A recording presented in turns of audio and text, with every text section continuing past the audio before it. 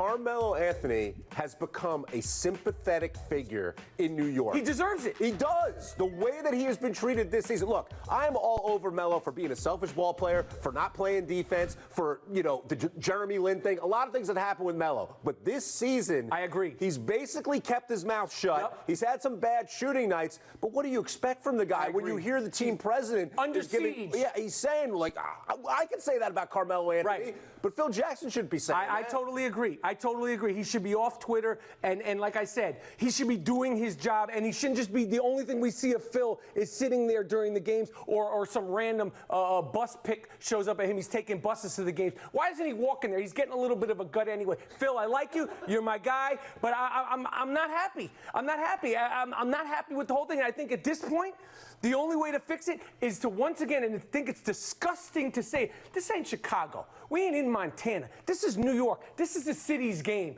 You walk any direction from right where we are right here, John, what are you going to see? You're going to see basketball courts. New York City still is the Mecca. Madison Square Garden still is the world's most famous arena. Okay? We deserve better here. All right, but why? And players, both current players and retired players, have tweeted this or said this before. Why is a free agent coming to New York at this point? There's no reason. Why would you want that? Not a good team. If the owner's doing what he's doing and the president's doing what he's doing, and year in, year out, the Knicks are frustrating the fan base, why come here? I know it's Broadway. Like you said, I agree with you. It is basketball Mecca. They're not coming. There's no reason to come. Russell Westbrook's not coming here. Chris Paul's not coming here. What we need to do, unfortunately, and it's disgusting, is do what the Sixers did, and we have to do like a whole thing.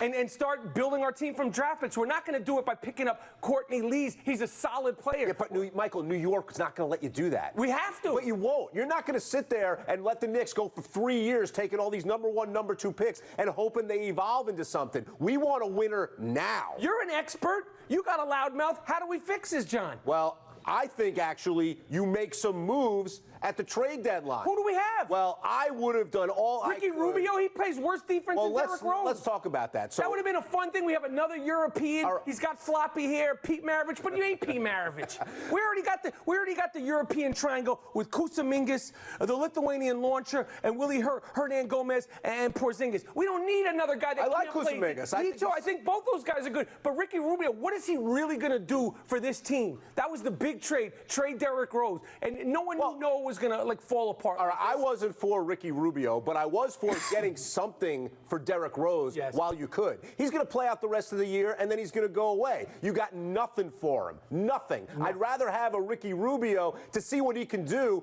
but more importantly, and you know this being a basketball guy, you need a guy who's going to play the point that's going to distribute the ball. Rose is a ball-scoring point guard. That's not what you need. You need somebody who's going to feed Melo, who's going to feed Porzingis, who's going to make the other guys around him better. What's the last Knick point guard that you can remember who did that? Derek Harper? I mean, how far back do you have to go to find a guy who can actually dish and make the other guys better around him? I agree. I mean, listen, I'm not going to say Derrick Rose has been a bust. He's been good. What is he at? He's averaging, 16, 17? Yeah, he's got decent numbers, and he stayed relatively healthy. He's playing basketball.